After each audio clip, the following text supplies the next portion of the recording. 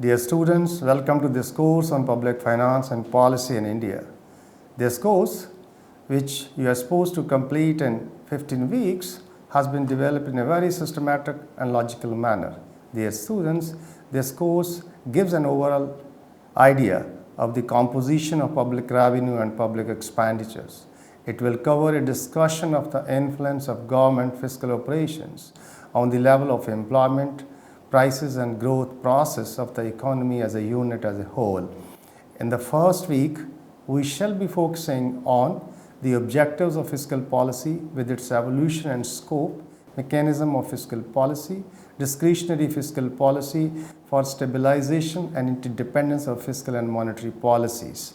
In the forthcoming second week, the focal point of discussion shall be the budgetary deficit and its implications, the alternative measures of resource mobilization and balanced budget multiplier. In the third week, impact of fiscal policy on growth, distribution and prices will be discussed.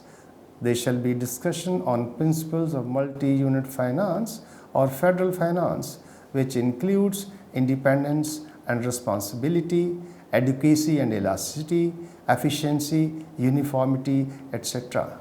Dear students, please keep in mind that the first 3 weeks shall form the basis for understanding not only the topics in the later part of this course, but also many other sections of public finance and policy in India. After this, in the fourth week, we shall focus on the fiscal federalism in India and will also know the evolution of fiscal federalism in India, assignments of functions and sources of revenue. There shall be a discussion on financial imbalances, both vertical as well as horizontal, mechanism of transfers, finance commission and planning commission, and evolution of resources and grants shall form the basis of discussion in week 5th.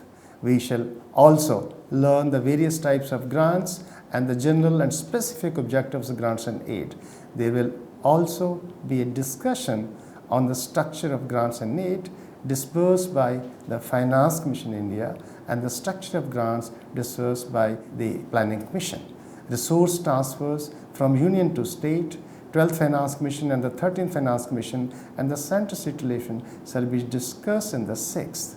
Here we shall understand the sharing of union tax revenues between local bodies, calamity relief and grants and aid to states.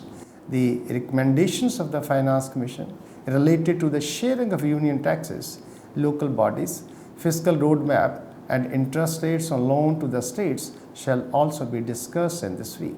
The next week, that is 7th week, shall make you knowledgeable about problems of state resources and indebtedness. You will also know the efforts to control the debt-GDP ratio and the expenditure responsibility of state governments. It will also make you understand the deficit and debt structure. You shall also become familiar with the concept of the local government in India and will also learn about the local bodies both at the rural and urban levels. Week 8th shall be a revision and assessment week for you. In this week, you are supposed to revise what you all have learned in this course and submit the assignments in time. Please note that the marks obtained by you in these assignments shall count towards your grades in this course. The Union Budget is a comprehensive display of the government finances, which includes revenues from all sources and expenses of all activities undertaken are aggregated there. Week 9th shall focus on the structure of the Union Government revenues and structure of the Union Government budget. We shall also understand the division of taxes between the center and states and also learn about the various constitutional acts governing the taxes in this week.